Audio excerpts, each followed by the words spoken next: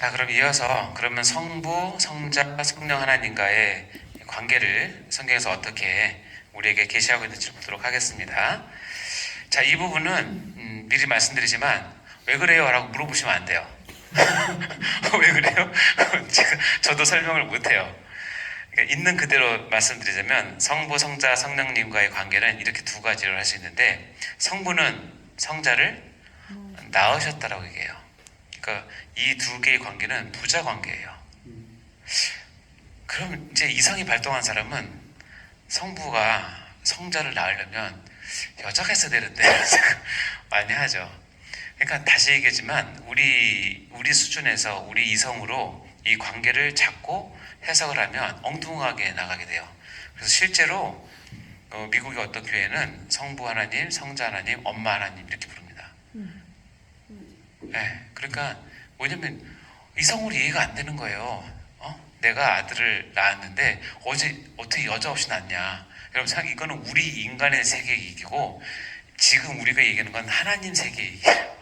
레벨이 다르니까 낳았구나 그거 생각하시면 돼요. 그러니까 부자 관계가 되는 거예요. 그리고 그 두 분이 우리가 표현하는 그 부자 관계냐? 그것도 확실하진 않아요. 계시는 부자 관계를 했으니까 그냥 부자 관계로 이해하시면 돼요. 그냥 제 좁은 소견으로는 성부와 성자는 아버지와 아들 관계라고 분명히 얘기해요. 독생자라고 얘기했으니까. 왜 그렇게 자기 그 두 분이 관계를 설정하셨을까? 나중에 가서 보시면 알겠지만 하나님께서 우리를 자녀 삼으시고 우리에게서 아버지, 아빠라는 말을 그렇게 듣고 싶어 하시는 거예요. 그래서 어떻게 해요? 선언적으로 자기 성자 하나님과의 부자 관계를 설정을 해놓으세요. 그리고 낳았다라고 표현해요. 성부와 성자의 관계는 낳았다고 표현해요. 출산 과정이라고. 근데 어떻게 낳았나? 묻지 마세요. 그건 의미가 없어요. 저도 두 아들을 제가 받게 됐지만 그럼 하나님이 아들을 그렇게 낳았나? 그래서 전혀 그런 생각하시고 이건 신의 이야기예요. 그 대신에 중요한 건 뭐냐면 부자 관계를 맺게 하심으로 우리가 앞으로 하나님을 아빠, 아버지라고 부를 수 있는 근거를 마련하신 건 확실해요. 우리에 대한 사랑 때문에 그래요. 여러분 기도할 때 아빠, 아버지 많이 하세요? 아빠 많이 불러보세요? 네. 예, 하나님 기다리십니다. 자, 두 번째는 뭐냐면 성령님을 표현할 때는 성부와 성자로부터 나오셨다라고 표현해요. 이제 어려움을 출래한다 이렇게 표현하는데 위에는 나왔다, 위에는 나오셨다라고. 왜 이렇게 얘기하죠? 어떻게 나와? 발이 쭉 나왔나? 아마처럼 세포 분열했나? 그렇게 생각하지 마세요. 그냥 나오셨다 생각하시면 돼요. 이거 설명해달라고 하면 설명을 못해요. 그냥 성경에는 이렇게 기록이 돼 있다. 이 관계가 이렇구나. 자, 성부는 성자를 낳으셨다라고 하는 부자 관계는 성경에 곳곳에 기록이 돼 있는데 대표적으로 사도행전 13장 33절 읽어볼까요? 시작. 곧 하나님이 예수를 일으키사 우리 자녀들에게 이 약속을 이루게 하셨다 함이라. 시편 둘째 편에 기록한 바와 같이 너는 내 아들이라 오늘 너를 낳았다 하셨고, 너는 내 아들이라 내가 너를 낳았다. 그냥 우리 입장에서는 아버지와 아들의 관계로 이 두 분은 존재하고 계시는구나. 거기까지만 아시면 돼요. 다음에 성령에 대한 설명이 이렇게 나옵니다. 요한복음 15장 23절에 보면 내가 아버지께로부터 너희에게 보낼 보혜사, 즉 보혜사는 아버지께로부터 나온다는 거예요. 아버지가 보내서 나온다는 거예요. 곧 아버지께로부터 뭐예요? 나오시는 진리의 성령이에요. 성령님은 아버지께로부터 나오는 영이에요. 그리고 그분이 와서 하는 일은 아까는 예수님께서 가르친 가르침을 기억나게 하시지만 여기는 뭐예요? 그가 나를 증언하는 일을 하세요. 성령 하나님은 이런 일을 하시는 하나님이시구나 하는 걸 알 수 있죠. 요한복음 16장 7절에 보면 이렇게 됩니다. 그러나 내가 너에게 실상을 말하노니 내가 떠나가는 것이 너에게 유익하다. 왜냐하면 내가 떠나지 않으면, 내가 이 땅에서 승천하지 않으면 보혜사가 너에게로 오지 아니할 거다. 그러니까 어떻게 해요? 예수님 승천 이후에 성령님의 강림을 얘기하는 거잖아요. 가면 내가 그를 너에게로 뭐한다? 보낸다라고 얘기합니다. 그래서 성령 하나님은 성부, 성자로부터 보내심을 받아서 나오셨다라고 그 관계를 얘기한다는 거예요. 이 관계 외에 다른 관계들을 자꾸 접목시키거나 이렇게 안 시키면 안 됩니다. 이렇게 됩니다. 제가 전에 얘기했잖아요. 예수님은 이 땅에 오셔서 성부 하나님을 진짜로 아버지, 아빠, 아버지라고 불러요. 우리가 나중에 예정받아서 중생에서 칭의함을 받아서 하나님의 자녀로 입적이 돼요. 예수님은 쉽게 하면 친아들, 우리는 양아들. 그러니까 같은 하나님 아버지를 예수님도 아버지, 우리도 아버지. 그러니까 나는 예수님을 형님 부르면 돼요, 안 돼요? 안 된다고 그랬죠? 네. 이론적으로 맞지만 성경에 그렇게 계시가 안 되기 때문에 그런 거야. 성경이 가라는 데까지만 가세요. 못 미쳐서도 안 되지만 넘어서면 큰일 납니다. 아시겠죠? 모든 성경 해석의 기준은 그거예요. 성경이 말하는 데까지만. 넘으실 때 모르신다고 하시면 돼요. 억지로 설명하면 반드시 망합니다. 정리해볼까요? 그래서 성부, 성자, 성령 하나님은 이렇게 됩니다. 성부, 성자, 성령 하나님을 우리가 신학적으로는 제1위 하나님, 2위 하나님, 3위 하나님으로 표현상 그렇게 해요. 이게 1등, 2등, 3등도 아닙니다. 태어난 순서도 아닙니다. 금은동도 아닙니다. 이것은 신학적 표현상 1위 하나님, 2위 하나님, 3위 하나님 표현한다는 뿐이에요. 성경에 나오는 표현 아니에요.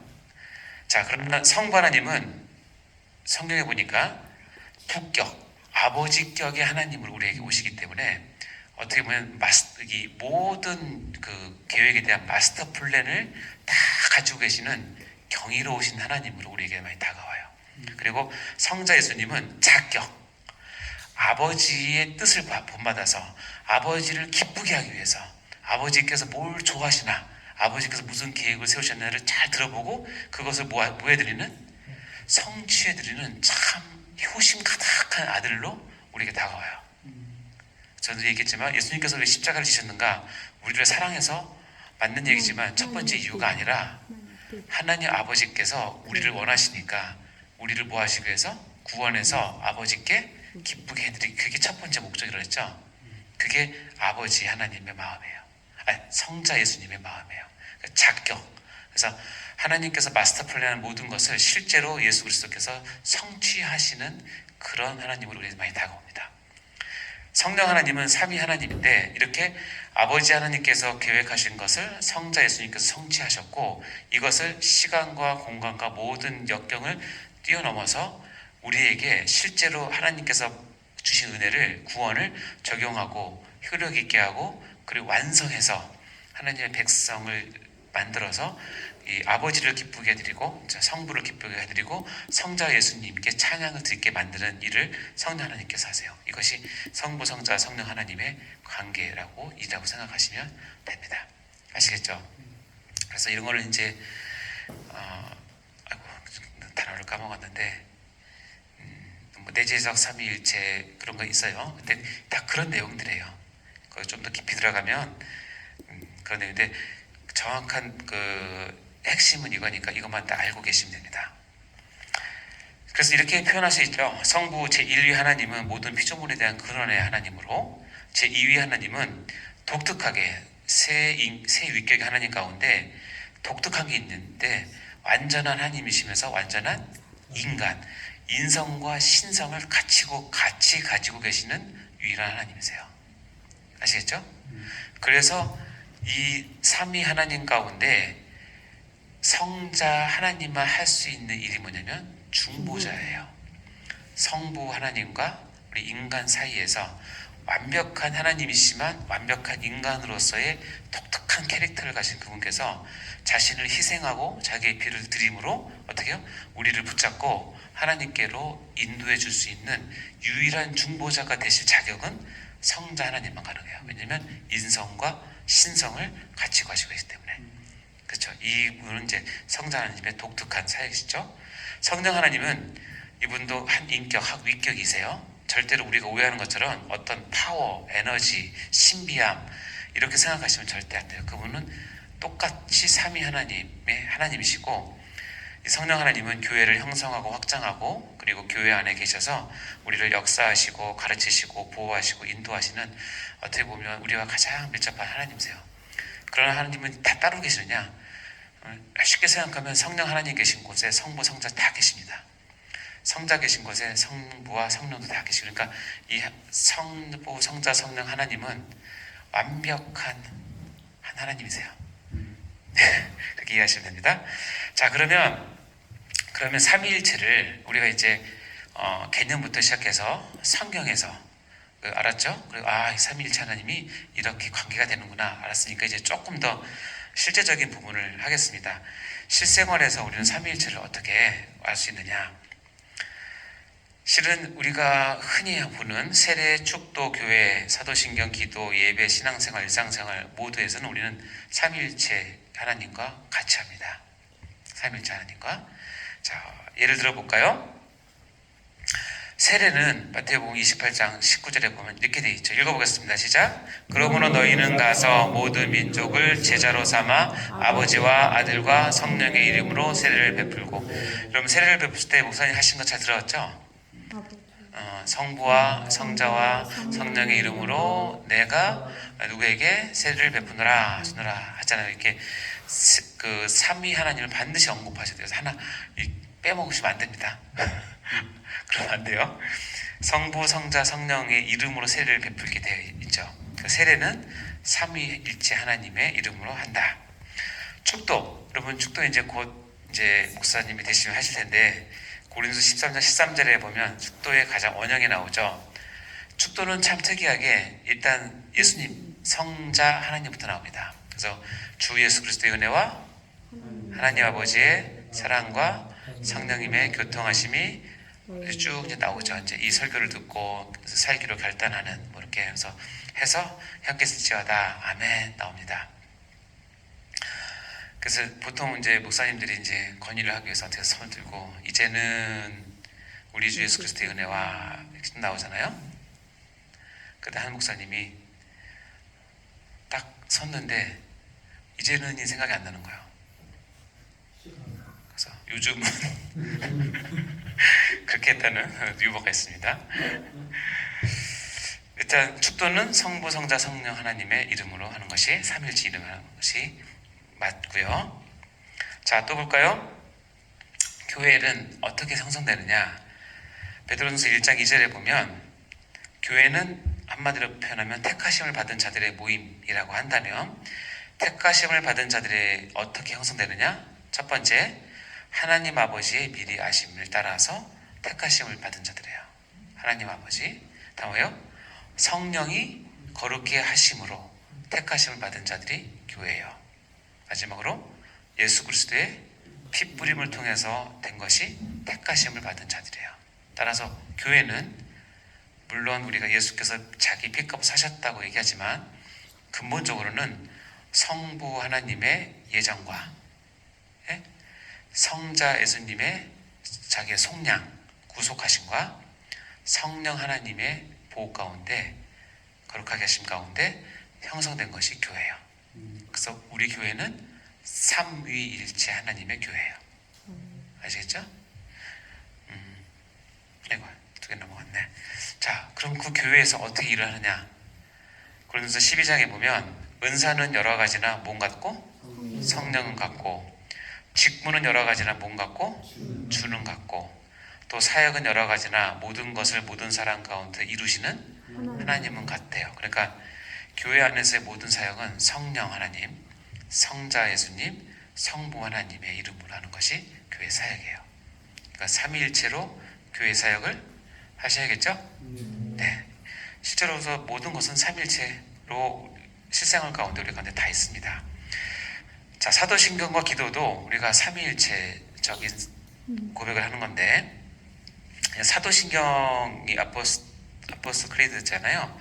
사도신경은 사도들이 신앙을 고백하는 겁니다. 사도신경이 중요한 건 뭐냐면 초대교회 때 참 신앙을 고백하는 사람들에게 공동체가 허락이 되었고 그 예배에 참여할 수 있었거든요. 왜냐하면 그 당시는 로마의 핍박이 워낙 심해서 교회를 핍박하는 많은 사람들이 있었고 거짓 신자도 많았고 그런 아직 그 어떤 신학적인 체계가 완성되지 않았기 때문에 이단 사설들이 워낙 많았던 때예요. 그래서 바른 신앙 고백을 하는 사람들이 이 고백을 듣고 그들을 성찬에 참여시키고 예배에 참여시키고 공동체 일원이 되게 하기 위해서 이제 나온 거 사도신경입니다. 뭐 여러분 다 외우시잖아요. 사도신경을 왜 하느냐? 아까 얘기했지만 내가 드려지는 이 예배는 이 같은 고백을 하는 사람들이 모이는 모임에서 드려지는 예배다. 이 사역은 같은 신앙 고백을 하는 사람들에게 하는 사역이라는 것을 서로 확인하기 위해서예요. 자, 이 사도신경은 크게 나누면 믿는 게 세 가지가 나옵니다. 믿사오니, 믿사오며 이렇게 나오죠. 뭘 믿냐? 여기 보면 아버지 하나님을 믿고 예수 그리스도를 믿었고 성령을 믿는 거예요. 그러니까 사도신경은 크게 삼위일체 하나님을 믿는 거예요.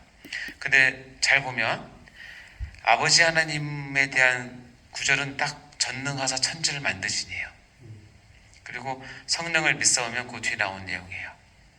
그러면 뭐가 제일 많아요? 성자 하나님에 대한 게 제일 많죠. 3분의 1씩 해야 되지 않아요? 예수님이 하나님이 기분 나빠하지 않을까요?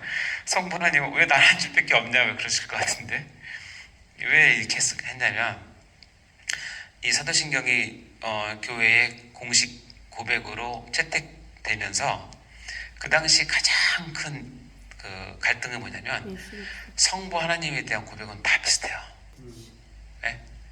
그 유대교도 똑같으니까 천지를 만드신 성부 하나님. 그러나 성령 하나님도 어느 정도 합의가 됐어요. 근데 가장 큰 논란이 뭐예요? 도대체 예수가 누구냐는 거예요. 예수가 어저께까지 나랑 같이 밥 먹고 같이 뛰놀았는데 하나님이란 말이야? 안 믿어지는 거예요. 아니 하나님이라면 어떻게 십자가에서 옷 다 벌거벗기고 피 흘리고 죽어? 그게 무슨 하나님이야? 이렇게 되는 거예요. 분명히 봤기 때문에 하나님은 아니라는 거고 하나님이라면 어떻게 죽을 수 있냐는 거예요. 신이 죽어요, 여러분? 그 당시 세계관은 이해 못해요. 신이 죽는다? 이건 있을 수 없는 일이니까. 그러니까 뭐예요? 성부와 성령 하나님에 대한 고백은 어느 정도 일치가 돼요. 그러나 가장 첨예하게 갈리는 게 뭐예요? 기독론이에요. 기독론. 성자 예수님에 대한 부분은 하나도 토시 안 들리게 다 맞아야 돼요. 모든 대부분의 이단은 어디서 나오면 기독론에서 나오기 때문에 그래요. 예수에 대한 바른 이해가 없을 때 이단이 나오기 때문에 사도신경은 뭐예요? 예수 그리스도에 대한 고백이 가장 많은 거예요. 근데 지금 우리는 이제는 예수님이 워낙 많이 익숙하게 들었기 때문에 이것이 크게 다가오지 않을지 모르겠지만 이 당시 이것을 했을 때는 예수 그리스도에 대한 고백이 얼마나 중요한지 이것이 참 신자인지 아닌지를 그런 거죠. 요한 예수에 보면 거잖아요. 예수님이 육체로 오신 것을 부인하는 영마다 뭐예요? 다 거짓 영이고 이단이라고 그리스도 얘기하는 거예요. 이런 내용들이 우리 가운데 있는 거죠. 그래서 사도신경도 삼위일체에 근거해서 우리가 고백하는 겁니다. 여러분 사도신경이 기도문이에요? 여러분 사도신경 그 예배 시간 전에 하시지 않습니까? 보통 보면 어떻게 하죠? 눈 감고 하죠. 네. 네. 제가 권해드리는 거는 대부분 교회는 띄워줄 거예요 아마. 그러면 뭐 제가 담임 목사가 아니기 때문에 얘기 못하지만 제가 만약에 담임을 한다면 뭐 성도들에게 그 시간에 눈 감고 이 기도 시간이 아니니까 눈 감고 정확히 한 단어 한 단어 보면서 내가 저 단어 하나하나 저 구절 하나하나 저 내용 하나하나를 내가 정말 믿고 있는지를 확인하라는 거예요. 그래서 눈 뜨고 정확히 보면서 입술로 하면서 마음으로 진심으로 고백하고 그것이 이렇게 모인 공동체의 하나의 고백이 됐을 때 이 예배가 하나님 앞에 진정한 신앙 공동체로서 예배가 성립이 되는 거예요. 따라서 이거를 주기도문 외우듯이 아니면 기도문처럼 눈 감고 할 필요는 없어요. 그렇기 때문에 그런 의미가 있다는 것을 우리가 알아야 된다는 것이죠.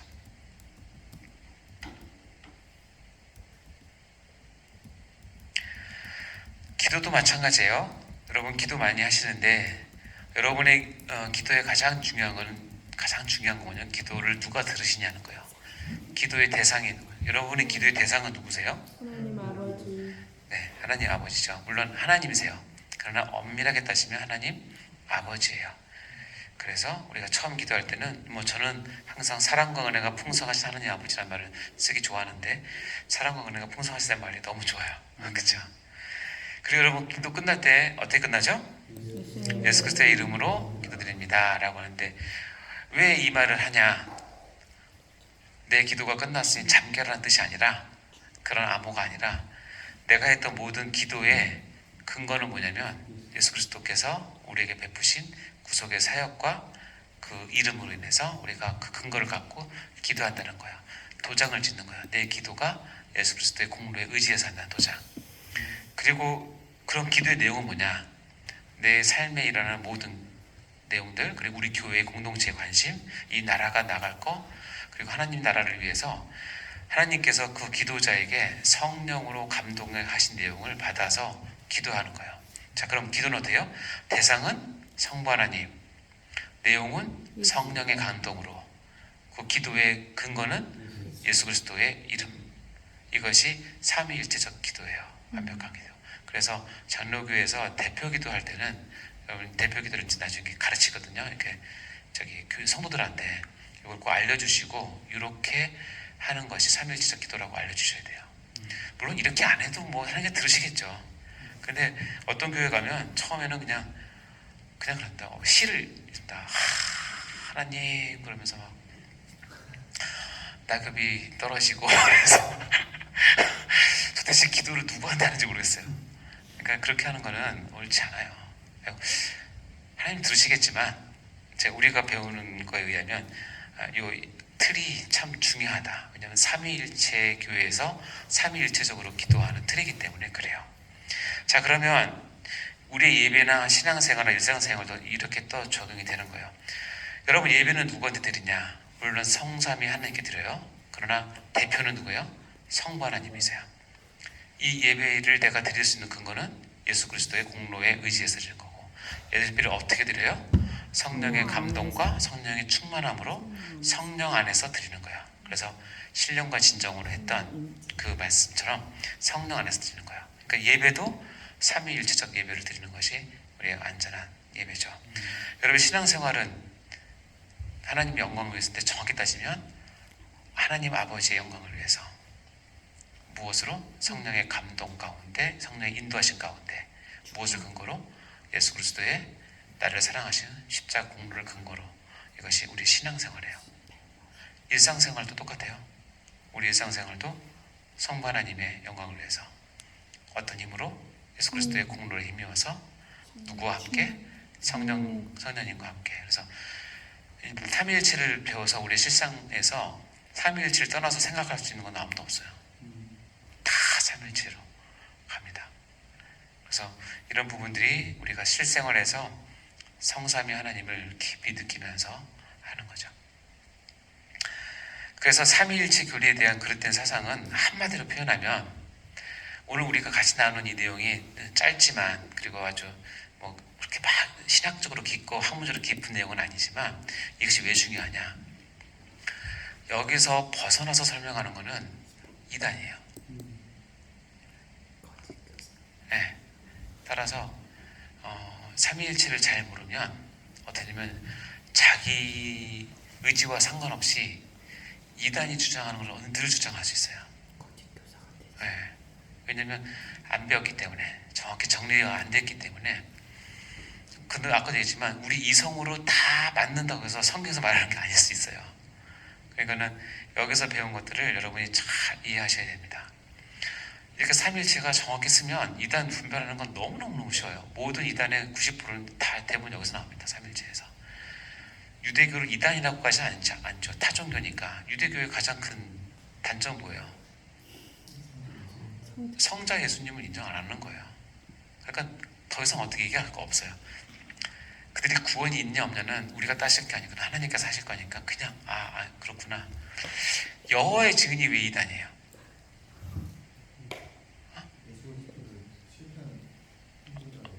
그렇죠.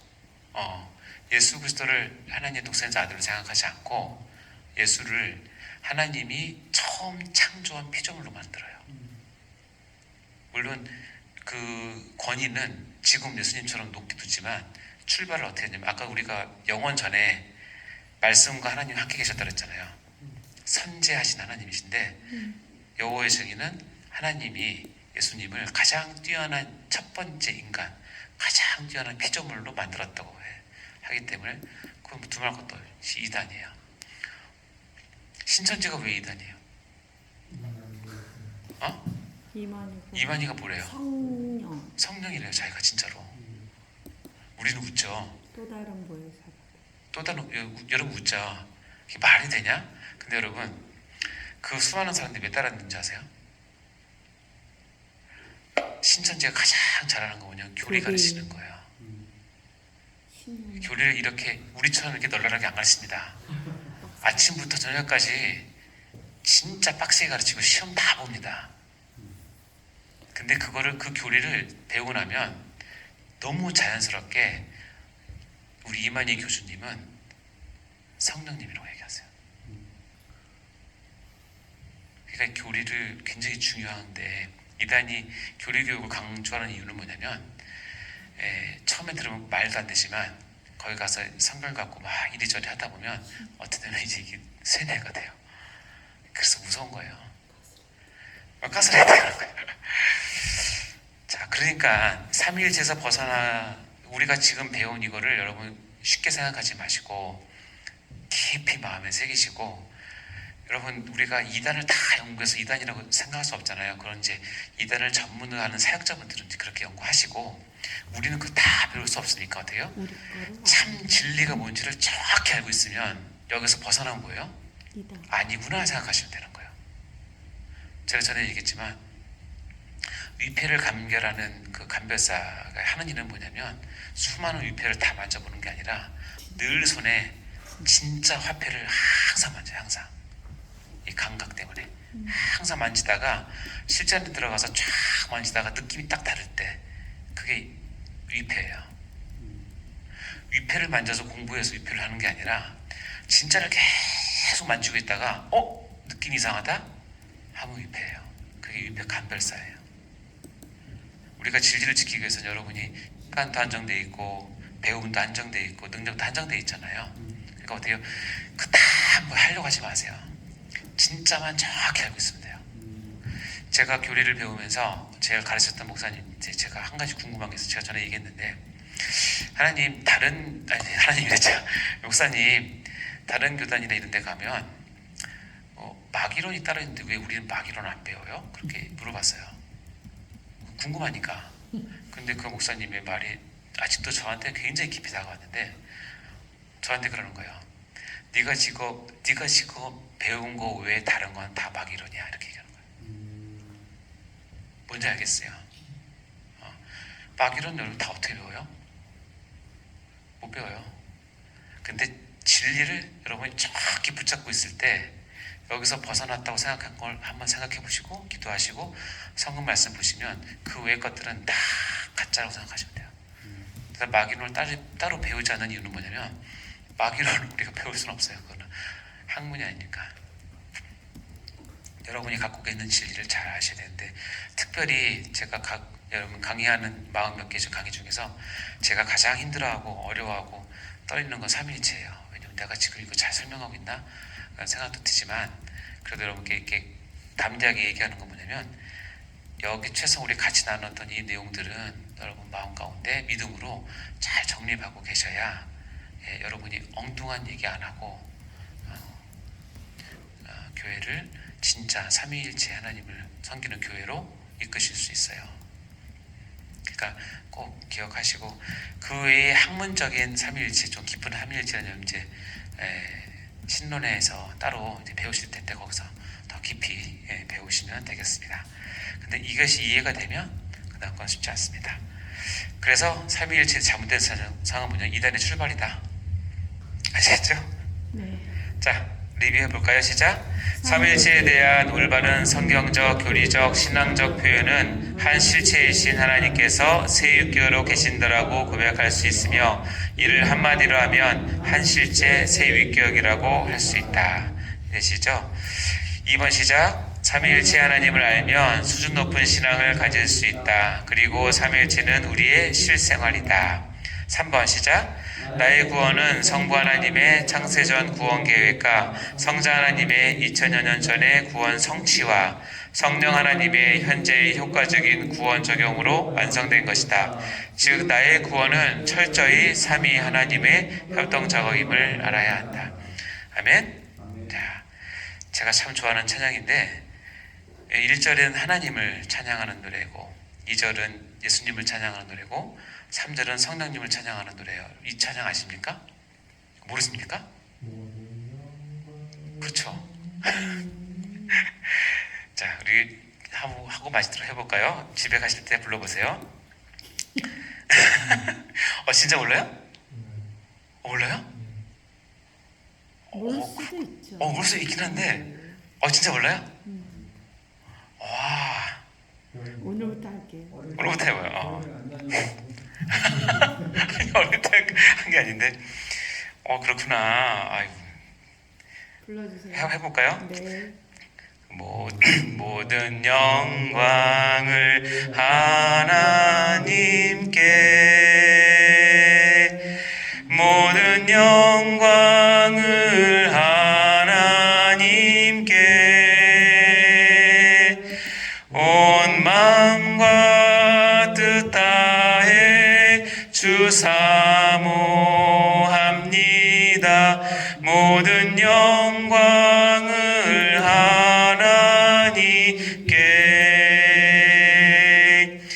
예수님 찬양 받으소서. 예수님 찬양 받으소서. 죄 사했네 우리 위해 성령 주셨네. 예수님 찬양 받으소서. 위로의 성령님이시여 위로의 성령님이시여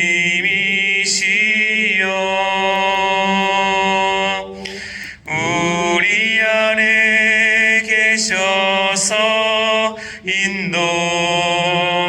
인도하시네. 위로의 성령님이시여. 이런 찬양입니다. 제가 청년 때 많이 불렀던. 자, 오늘 우리가 조직신학 중에서 가장 어렵고 신비롭고 이해하기 힘들다는 삼위일체 진리를 배웠는데요. 여러분 모두가 삼위일체 하나님에 대한 바른 고백을 통해서 하나님 중심의 신앙을 바로 세우고 특별히 여러분 교회를 섬기는데 큰 도움이 되시길 간절히 바랍니다. 자, 단톡방에 또 뜻김 올려주시면 감사하고 기도하고 마치겠습니다. 하나님 아버지 감사합니다. 이 시간까지 주님께서 함께 하시고 삼위일체 하나님이 어떤 분이신지를 우리가 다시 한번 말씀을 통해서 깨닫습니다.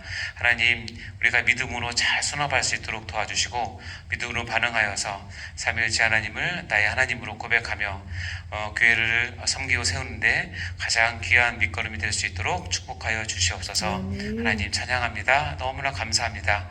너무나 위대하신 하나님이 어떤 분이신지를 다시 한번 깊이 깨닫고 우리의 생각과 이성을 뛰어넘어 믿음의 대상으로 우리 앞에 계심을 진심으로 감사하고 찬양드립니다. 하나님 함께해 주옵소서. 우리가 삼위일체 하나님을 평생 놓지 않고 신앙하며 살 수 있는 저희 모두가 될 수 있도록 축복하여 주옵소서. 감사드리며 예수님 이름으로 간절히 기도드립니다. 아멘. 수고하셨습니다. 예.